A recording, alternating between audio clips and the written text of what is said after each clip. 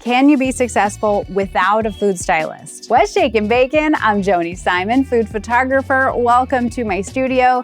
Today I'm answering the questions from our last free workshop all about booking more clients and having fun doing it. And there were so many great questions regarding working with food stylists. So we didn't have a chance to answer all of the questions during the Q&A in that workshop. So I'm taking an opportunity to do it here now. Now, if you want to watch the replay of that workshop, you can go ahead and check that out. It's linked down below. We also have the sign up for our next free workshop, so you can also check that out, linked down below. And so first question is, can you do both food photography and set styling, or do you need to have a focus on one or the other? I would say when I started my business, I did both. I did all the things. I did the prepping, the set styling, the cooking, the cleaning, the shopping, all the things. And you can definitely earn a full-time income and build a successful business doing all the things.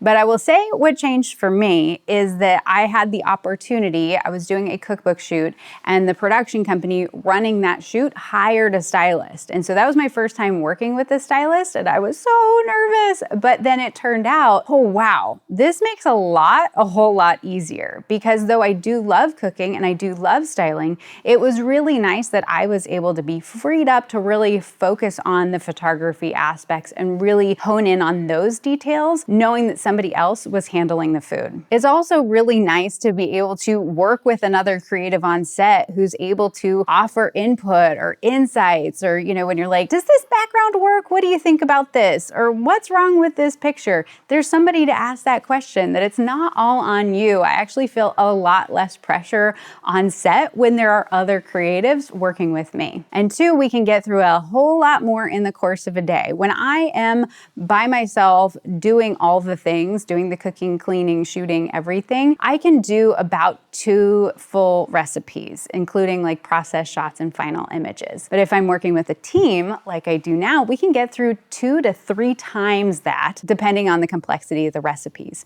So when we're shooting for clients, though the per day cost is higher because there's more people on set, there's more people working, we don't have to go as many days. So there can be an ultimate cost savings in the long run. But that said, if you love doing all the things and that's what fills your heart and that's what gets you so excited to get out of bed in the morning and that's how you want to run your business, 100% that is something you can do. But I'd say if you have the opportunity to work with a stylist, go ahead and take it, because you might learn a thing or two. So question number 2 is, how do you overcome working with clients who need a food stylist but don't have the budget for one? And this is where you have to decide what is important to you, where are your non-negotiables, where are your boundaries with this. Now, for me, there are situations like, for example, restaurant shoots, where I may go solo into it because I know the restaurant has enough talent in terms of their chef who I'd be working with in order to plate the dishes, and I can do just some little touch-ups and make that work. It's gonna be a little extra effort for me, but it's work that I'm willing to do. Personally, not everybody has that same comfort level. Same goes for another client who I'm going to be working with in a couple months. She's a personal chef,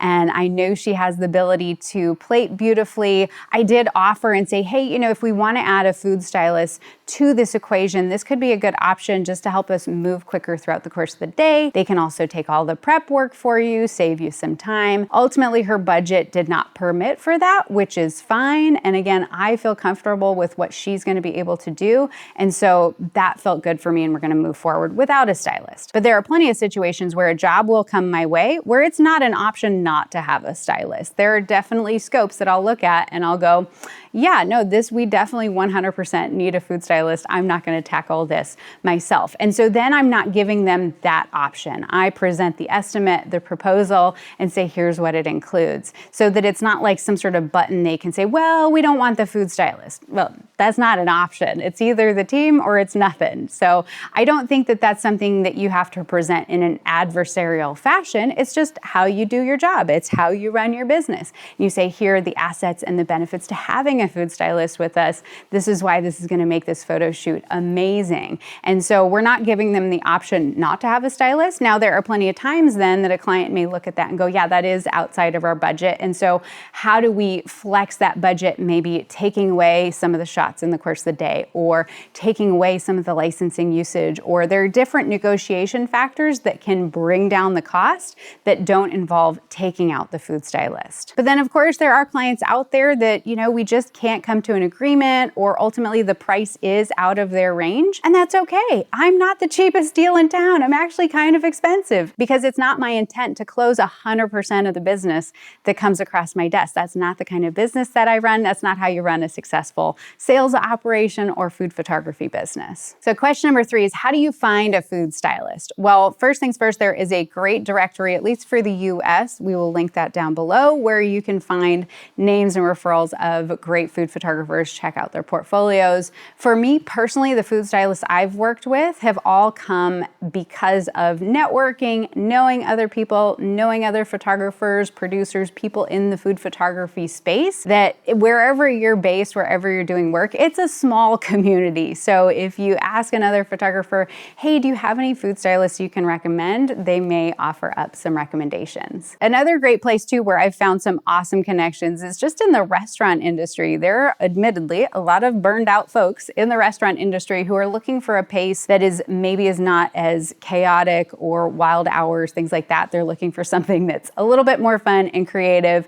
And so there's a lot of ex-restaurant people who may be great potential candidates for doing food styling work, especially if you're just getting started and you're trying to build your portfolio, and maybe they suddenly have found this opportunity to work in food styling, that can be a great opportunity for them to build their portfolio too. So networking around the restaurant industry can be great as well. And so then question number 4 is, can you be successful without a food stylist?